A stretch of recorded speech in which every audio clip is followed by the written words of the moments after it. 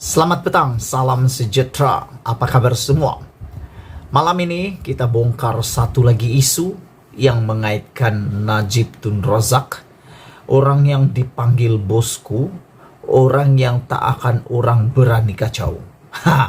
Pada pendapat kamu, betulkah tiada yang berani kacau Najib? Betulkah Najib itu adalah supermi yang mana tidak ada seorang pun berani nak sentuh Najib? Kalau betul lah Najib itu adalah supermi, bermaksud Najib adalah orang kayangan. Tapi malam ini kita nak dedahkan satu peristiwa yang memang tak disangka langsung oleh sesiapa. Peristiwa ini adalah peristiwa yang tidak akan pernah berulang lagi dalam hidup Najib maupun Rosmah Mansur. Kenapa aku kata seperti itu? Kerana ini kali pertama aku tahu dan aku lihat Najib ditipu orang. Tidak pernah saya tahu, tidak pernah orang tahu, tidak pernah orang berani bilang, tidak pernah orang berani kata, apalagi dilapor dalam media bahwa Najib pernah ditipu orang. Agak lucu juga, karena bosku rupa-rupanya boleh ditipu, boleh dipedaya oleh orang. Persoalannya adalah siapakah yang berani, sungguh-sungguh berani, nekat berani tipu Najib sampai Najib pun boleh tertipu bertahun-tahun baru tahu bahwa Najib berjaya ditipu bukan oleh sesiapa tetapi dibongkar oleh hakim dan mahkamah dan peguam. Ini luar biasa. Aku memilih perkara ini untuk diulas karena aku percaya kamu pun sangat terkejut apabila ada seorang ini berani tipu Najib dan berjaya pula tipu Najib. Ini dua hal berbeza. Berani tipu Najib itu lain halnya. Tetapi yang berjaya tipu Najib itu hebat orangnya. Aku pujilah orang ini sebab sudahlah ditipu Najib, berjaya lagi tuh. Berjaya mempedaya Najib sehingga bertahun baru kedapatan. Orangnya siapa? Laporan ini dipetik daripada utusan online Malaysia yang mengatakan bahwa ada satu lelaki yang betul-betul berjaya menipu dan memperdaya Najib sehingga berjaya merampas kontrak yang amat besar. Kontrak yang amat besar, dan bagi saya sebagai orang-orang biasa yang tak pernah pegang duit sejuta ringgit, ini satu kontrak yang amat besar. Berjaya diperoleh gara-gara berjaya tipu Najib. Siapa lelaki ini? Siapa orang ini? Peter Anthony. Kamu mesti tahu kan? Peter Anthony dilapor di dalam utusan online mengatakan berani tipu Najib dan UMS untuk merampas kontrak daripada syarikat lain. Wah, ini hebat tajuk dia. Peter Anthony berani, kalau aku tambah di sana berjaya pula. Bukan sekadar berani tipu Najib dan UMS, tetapi berani tipu Najib dan berjaya pula tipu. Sehingga dia berjaya merampas kontrak yang besar daripada syarikat lain. Baik, aku bacakan kepada kamu sambil kita ulas sedikit demi sedikit. Datuk Peter Anthony bertindak nekat dan berani mempedaya Datuk Seri Najib Tun Razak dan pengurusan tertinggi Universiti Malaysia Sabah dengan merampas kontrak penyelenggaraan sistem mechanical dan elektrik MNE di universiti itu yang telah diberikan kepada sebuah syarikat lain. Wow, ini main cantas-cantas lah nih kan. Kontrak hampir 25 juta itu pada asalnya tidak diberikan kepada Asli Jati Engineering Sdn Bhd milik Peter. Sebaliknya diserahkan kepada REMT Utama Sdn Bhd melalui tender terbuka. Bagaimanapun, projek itu kemudian diberikan kepada syarikat Peter selepas beliau memohon kepada Najib selaku Menteri Keuangan ketika itu melalui surat sokongan menggunakan Kepala Surat Timbalan Naib Chancellor TNC UMS. Surat sokongan itu bagi mendapatkan proyek kerja-kerja operasi dan penyelenggaraan sistem mekanikal dan elektrik di bangunan fasa 2B, bangunan dan infra di kampus induk, Sekolah Pertanian Lestari, Pusat Rawatan Luar Sikwati Kudat, dan bangunan lain UMS.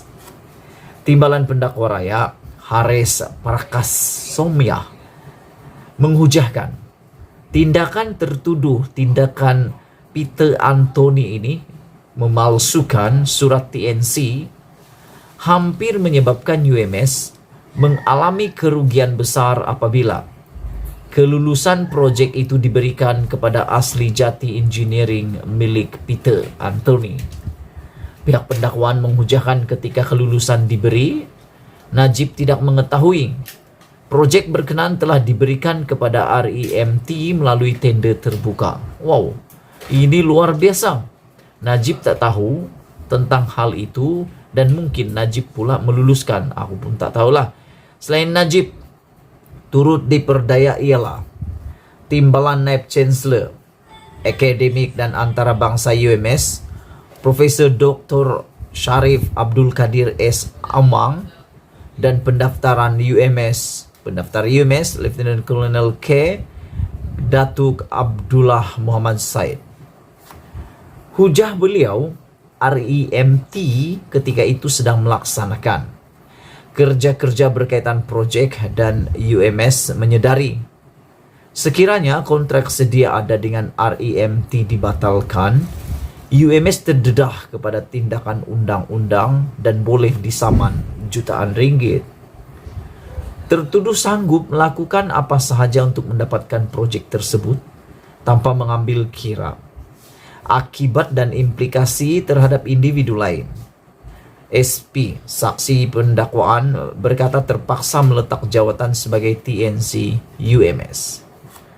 Walaupun proyek tersebut akhirnya dibatalkan kemudian oleh Najib, namun apa yang harus diberikan penekanan adalah tertuduh sudah melakukan apa sahaja untuk mendapatkannya, ujar pendakwa. Haris berhujah, tindakan Peter turut menyebabkan saksi pendakwaan ke-9 yang berjawatan pendaftar UMS dipindahkan ke syarikat Yuling Property dan merupakan anak syarikat UMS.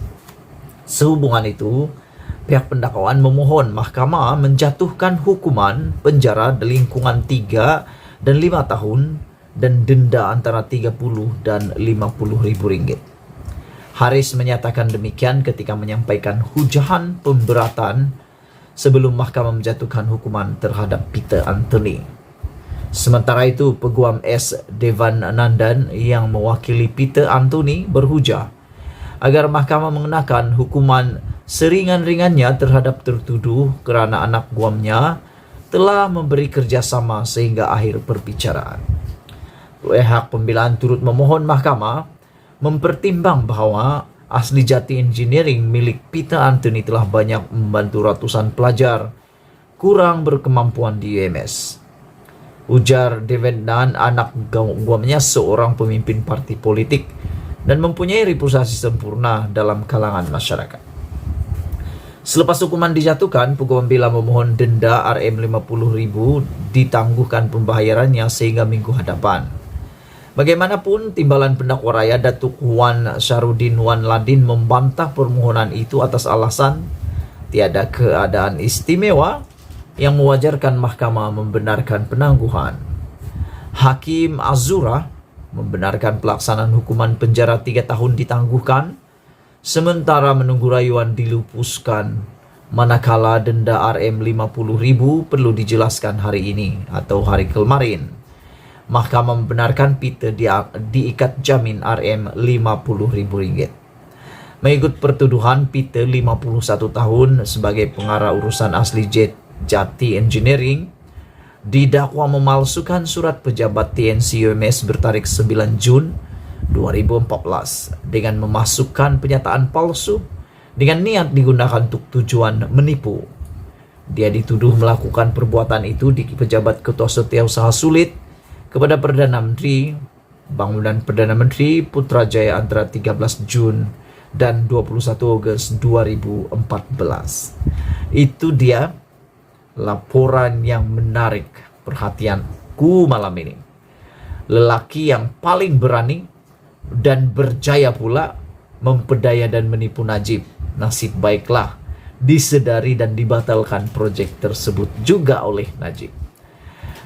Itu dulu untuk malam ini. Jangan lupa tinggalkan komen Anda, tekan butang subscribe, dan boleh kamu nyatakan apa pendapat kamu dengan isu malam ini. Kita jumpa lagi. Bye-bye.